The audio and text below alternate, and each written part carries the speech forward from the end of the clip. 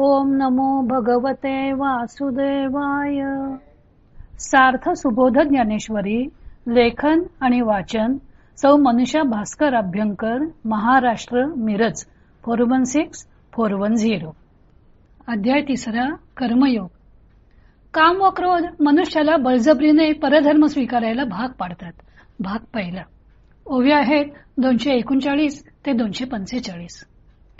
श्रीकृष्णांचे स्वधर्म विवेचन ऐकून अर्जुनाच्या मनात शंका आली होती की स्वधर्म जर आचरणे योग्य आहे तर मनुष्य परधर्माचे आचरण करण्यास का प्रवृत्त होतो. श्रीकृष्णांनी त्याचे उत्तर या श्लोकात दिलेले. श्लोक 37. श्री भगवानुवाच काम एष क्रोध एष रजो गुण समुद्भवः महाशनो महापाप्मा विद्येन मिह वैरिणम्. श्रीकृष्ण म्हणाले, हा काम आहे, हा क्रोध आहे, रजोगुणापासून उत्पन्न झालेला हा अधाशी व महापापी आहे. या लोकी हा आपला वैरी आहे असे जाण. तव हृदय कमळ आरामू जो योगी यांचा निष्काम कामू तो म्हणत असे पुरुषोत्तमू सांगेन ऐक. तेव्हा हृदयरूपी कमलामध्ये विश्रांती घेणारा व निरीच्छ झालेले योगी जेथे विश्रांती घेतात असा तो श्रीकृष्ण अर्जुनाला म्हणाला, ऐक. तरी हे काम क्रोधू पाही जया ते कृपेची साठवण नाही, हे कृतांताच्या ठाई मानी जती. तर बाबा, बलात्कार करणारे हे काम व क्रोध आहेत असे समज. हे असे आहेत की ज्यांच्या मनात दयेचा साठा अजिबात नाही. हे काम व क्रोध प्रत्यक्ष यमधर्मच आहेत असे समजले जाते. हे ज्ञाननिधीचे भुजंग विषयदरांचे वाघ भजन मार्गीचे मांग मारक जे. हे ज्ञानरूपी ठेव्यावर असलेले सर्प आहेत. हे विषयरूपी दऱ्यांमध्ये राहणारे वाघ आहेत. हे भजनरूपी रस्त्यावरील वाटमारे करणारे मांग आहेत. हे देह दुर्गीचे धोंड इंद्रियग्रामीचे कोंड यांचे व्यामोहाधिक बंड जगावरी. हे देहरूपी डोंगरी किल्ल्यावरचे मोठे मोठे दगड आहेत. हे इंद्रियरूपी गावाचे गावकूस आहेत. यांचे अविवेकादीच्या रूपाने जगावर मोठे बंड आहे. हे रजोगुण मानसाचे समूळ आसुरीयेचे धायपण ययांचे अविद्या केले. हे मनात असलेल्या रजोगुणाचे वळलेले आहेत व मुळापासूनच आसुरी संपत्तीचे आहेत.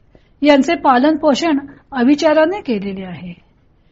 हे रजाचे कीर जाहले परी तमासी पढियंते भले तैने निजपद या दिधले प्रमाद मोह. हे वास्तविक रजोगुणाचे जरी बनलेले आहेत तरी ते तमोगुणाला फार प्रिय होऊन राहिलेले आहेत. त्या तमोगुणाने प्रमाद व मोहरूपी आपले गादी यांना बहाल केलेली आहे. हे मृत्यूच्या नगरी मानी जती निकिया परी हे जीविताचे वैरी म्हणून या. यांची मृत्यूच्या नगरात चांगली पत आहे कारण की हे जीविताचे शत्रू आहेत. अर्जुनाने इच्छा नसताना सुद्धा मनुष्य पापाचे आचरण का करतो अशी शंका विचारली होती. ज्ञानदेवांच्या अर्जुनानं ती शंका व्यापक बनवली होती. भगवंताने तसेच व्यापक उत्तर दिलेले. त्याला उत्तर देताना भगवंत म्हणतात की रजोगुणापासून निर्माण झालेले काम व क्रोध मनुष्याला पापाचरण करण्यास प्रवृत्त करतात. लोभ मूलानी पापानी असा शास्त्रकारांनी सिद्धांतच सांगितलेला आहे. पापाचे मूळ लोभ हे आहे. आत्यंतिक लोभापायी मनुष्य पापाचरणास प्रवृत्त होतो. मनुस्मृतीत म्हटलेलं आहे, न जातो काम कामानाम उपभोगेन शाम्यती हविषा कृष्ण वर्तमेव भूय एवाभिवर्धते. काम हा कधी कामांच्या उपभोगाने शांत होत नाही. इंधन घातलेल्या अग्नीप्रमाणे तो अधिकाधिक वाढतच जातो. त्याचाच जणू हा अनुवाद आहे. कितीही भोग मिळाले तरी मनुष्याची तृप्ती होत नाही. भोगांना जर प्रतिबंध केला की क्रोध हा ठेवलेलाच आहे. काम हा षड्रिपूंमधला पहिला आहे.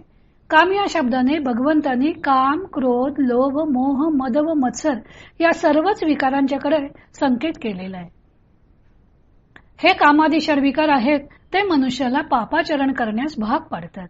अर्थातच काम जर धर्माला विरोधी असेल तरच त्याची शत्रूंमध्ये गणना होते. नाहीतर भगवंतांनी धर्माविरुद्धो भूतेषु कामोस्मी भरतर्षभ असं म्हणून भगवंतांनी त्याची आपल्या विभूतींमध्ये गणना केलेली आहे. पापाचरण करण्यास भाग पाडणारा हा जो काम आहे तो धर्माला विरुद्ध असणारा काम आहे. ज्ञानदेवांचे हृदय कमळ आरामो, योगी यांचा निष्कामो व पुरुषोत्तमो असणारे असे श्रीकृष्ण अर्जुनाच्या प्रश्नाला उत्तर देण्यास सरसावलेले आहेत. श्रीकृष्ण हृदयरूपी कमळात विश्रांती घेणारे आहेत, सतत आत्मानंदात मग्न आहेत. योगीजन सुद्धा त्या निष्काम अशा श्रीकृष्णांच्या प्राप्तीची इच्छा करतात. असे परमात्मा स्वरूप श्रीकृष्ण अर्जुनाच्या प्रश्नाला उत्तर देत आहेत. मनुष्यांना पापाचरण करण्यास भाग पाडणारे काम व क्रोध आहेत. जणू काही ते प्रत्यक्ष यमधर्मच असं ज्ञानदेवानी म्हटलेलं आहे. हेच मनुष्याचे वैरी आहेत. या कामक्रोधांचे वर्णन करताना ज्ञानदेवानी त्यांना मानवी रूपात चित्रित केलेलं आहे. त्यांच्यावर अनेक रूपक केली आहेत. त्याचबरोबर त्याच्याशी संलग्न असणाऱ्या या अन्य विकारांचेही मानवीकरण करून त्यांच्या अमानुष अशा रूपाचं वाचकांना दर्शन घडवलेलं आहे. ते कधीही मी वर्णन करून सांगतो असं म्हणत नाहीत. तेने कारणे मी बोलेन, बोली अरूपाचे रूप दावीन, अतिंद्रिय परिभोगवीन इंद्रियांकरवी, अशी त्यांची प्रतिज्ञा आहे. ज्याला रूप नाही ती गोष्ट सुद्धा ते वाचकांच्या समोर मूर्तिमंत उभी करणार आहेत. शब्दांच्या सहाय्याने ज्याला आकार नाही ते ती गोष्ट साकार करणार आहेत. येथेही त्यांनी कामक्रोधांना मानवी रूप देऊन चित्रित केलेलं आहे. अनेक उत्प्रेक्षांची योजना करून त्यांनी कामक्रोधाधिकांना जणू जिवंतच केलेलं आहे.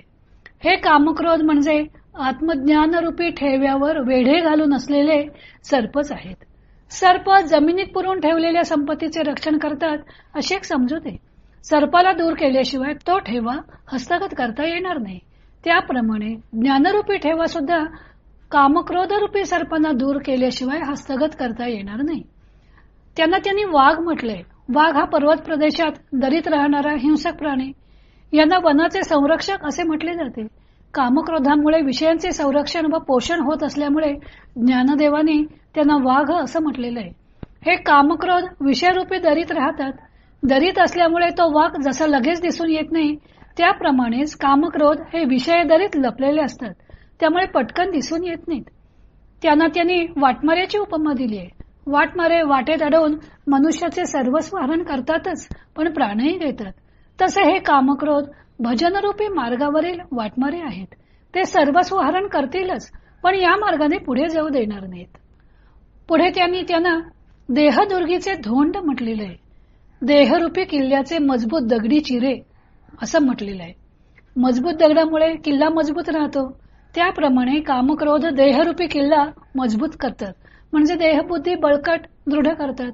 पुढे त्यांनी म्हटलंय की इंद्रिय ग्रामीचे कोंड म्हणजे इंद्रियरूपी गावाचे गावकूस आहेत. गावकूस म्हणजे गावाच्या संरक्षणार्थ गावाभोवती बांधलेली भिंत. त्या योगे गावाचं संरक्षण होतं.